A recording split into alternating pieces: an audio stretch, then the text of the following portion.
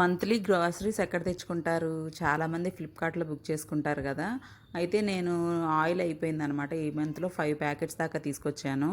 Oil అయిపోతే మామూలుగా షాప్‌కెళ్ళాను. ఎళ్ళేసరికి oil రేట్లు బాగా పెరిగినాయంట. ఫ్రీడమ్ ఆయిల్ రూ. 135 అన్నాడు. నేను ఫ్లిప్‌కార్ట్‌లో చూస్తే 124 ఉంది. అయితే ఎందుకులే ఆర్డర్ పెట్టడం అని చెప్పి బయట తక్కువ ఉందేమో అని చెప్పి వెళ్తే వాడు ఇలాగన్నాడని షాక్ అయిపోయి ఇంక అక్కడే ఆర్డర్ పెట్టేశాను. 2 ప్యాకెట్స్ ఇచ్చాడు మాక్సిమము. అయి 2 పెట్టేసేసి, ఇంకా ఈ లిక్విడ్స్ ఉన్నాయి గదా! ఇవి చాలా తక్కువ పడ్డాయి. నేను ఇంతకుముందు 3.2 లీటర్స్‌ది 435కి అలా తీసుకునేదాన్ని సర్ఫ్ ఎక్సెల్‌ది.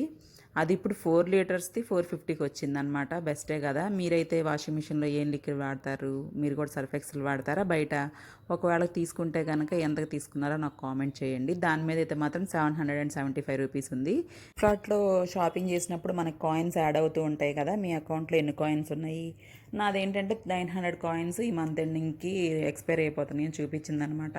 ఇంతకుముందంటే రూ. 1కి బెడ్‌షీట్లు, తవాలు, దోస తవాలు అలా వచ్చేవి. ఇప్పుడు అసలు ఏమీ లేవు మంచియి. సరే అని చెప్పి వెతుకుతుంటే 6x6 కింగ్ సైజ్ ఉంటాయి కదా బెడ్‌షీట్స్, కాటన్‌వి ఇవి కనిపించినాయి అనమాట. రూ. 99 మనం పే చేయాలి. 1900, 1800 కాయిన్స్ తీసుకుంటున్నాడనమాట. ఇదేదో బెస్టే కదా, చక్కగా బాగుంది అని చెప్పేసి ఇంకా ఆర్డర్ పెట్టేశాను. నేను ఒక్కొక్క బెడ్షీట్, ఒక్కొక్క సెట్ అంటే పిల్లో కవర్స్ 2, ఒక బెడ్షీట్ నేను రూ. 50కి తీసుకున్నట్టు అనమాట. చాలా మేలే కదా. కానీ కాటనే అనమాట. దీంట్లో అసలు ఏమీ మిక్స్చర్ అవ్వలేదు. సిల్క్ ప్యూర్ కాటన్, చాలా బాగుంది సాఫ్ట్గా ఫ్యాబ్రిక్.